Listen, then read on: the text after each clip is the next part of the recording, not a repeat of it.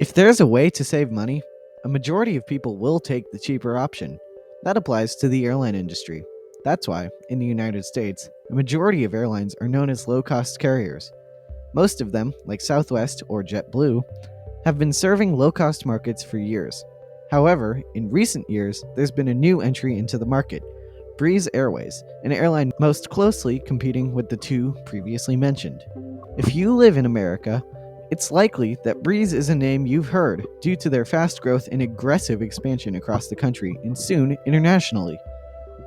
Even though this series mainly covers more obscure or smaller carriers, many people suggested that I cover Breeze Airways, an airline that I myself have been fascinated with for quite a while.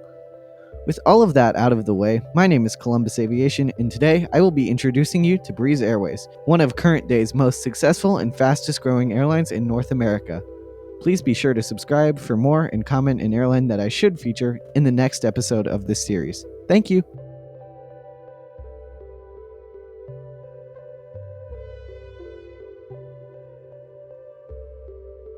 Breeze Airways was founded in 2018 by David Neilman, somebody who is no stranger to the airline industry, as Moxie Airways, planning to operate point-to-point flights out of secondary airports.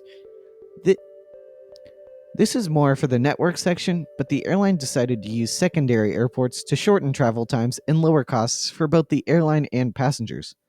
Neilman most definitely had a good chance at succeeding, previously founding Morris Air, JetBlue, WestJet, and Azul, only one of which had previously been shut down or purchased. I'll talk more about the fleet later, but the airline planned to start with Airbus A220-300 aircraft, also taking on second-hand Embraer 195 aircraft from Azul to speed up the commencement of operations to 2020, which was unfortunately delayed by the COVID-19 pandemic.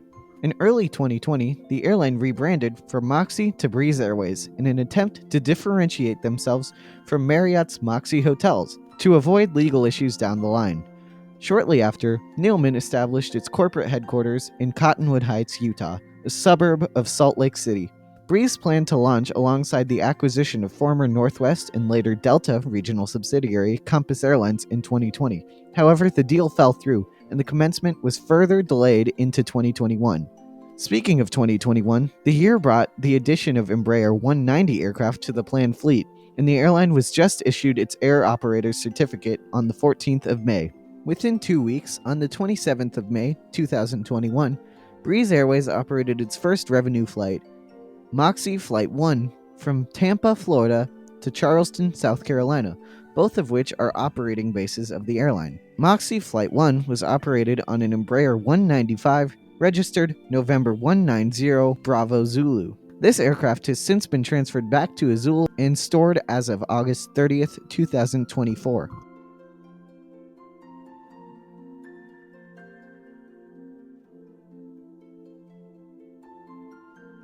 Breeze Airways' flagship aircraft, the Airbus A220-300, has 137 seats in a two-class configuration. Breeze's first class or premium product is called Breeze Ascent. On the A220, the first 3 rows are Ascent in a 2-2 configuration.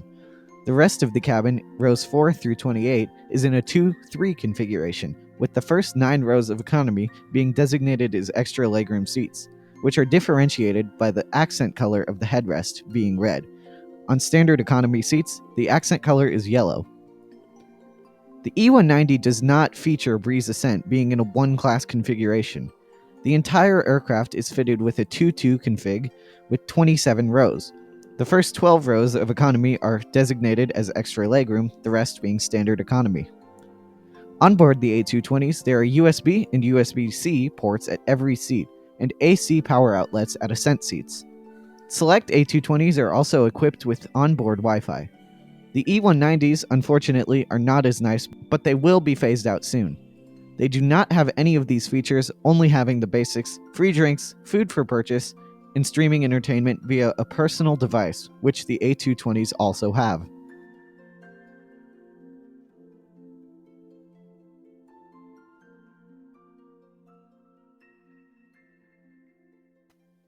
Most of the airline's operating bases are on the East Coast, with 11 current bases and 1 planned base at Raleigh-Durham International Airport.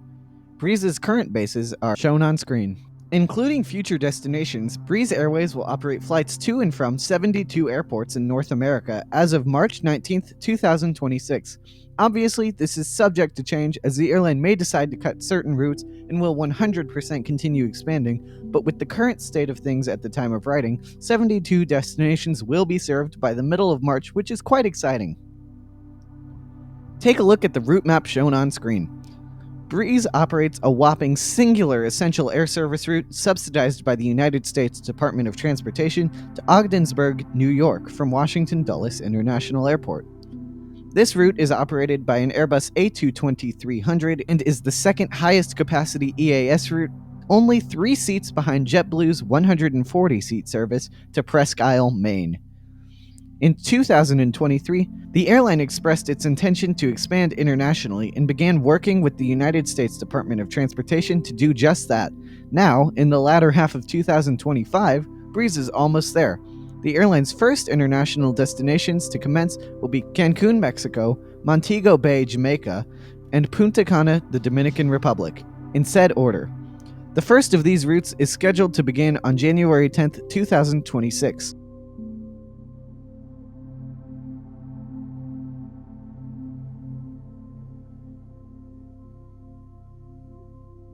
Following the rebrand from Moxie, the Breeze Airways colors, branding, livery, and other marketing material were created by the co-founder of Brazilian airline Azul, whose name I will mess up if I attempt to pronounce.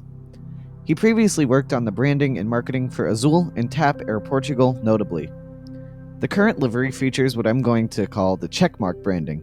To my knowledge, there's no official name for it, and it's the only publicly known branding for Breeze.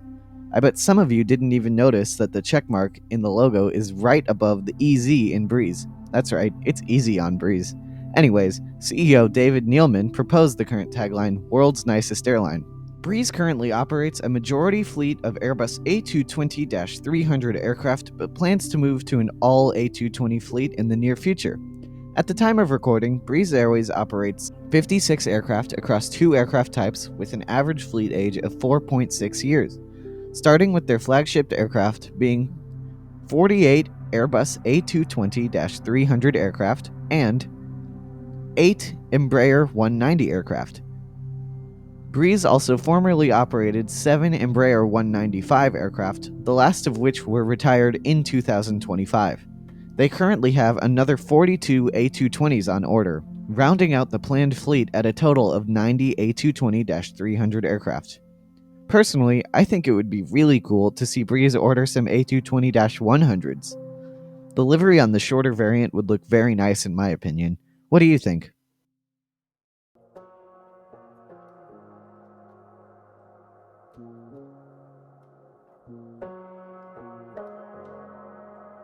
With all of that being said, I think it's time to wrap this all up. I'd even say that Breeze is doing really, really well right now, with its aggressive and fast expansion and large plans for the future. They're an extremely interesting airline with a surprisingly positive history based on the time they were founded, and they've somehow handled it really well, better than most airlines that have existed for years prior. Thank you all very much for watching. Please be sure to take a moment to subscribe and check out some of my other content. Also, please be sure to suggest another airline I should feature in an upcoming episode. Thank you. Columbus Aviation, signing out.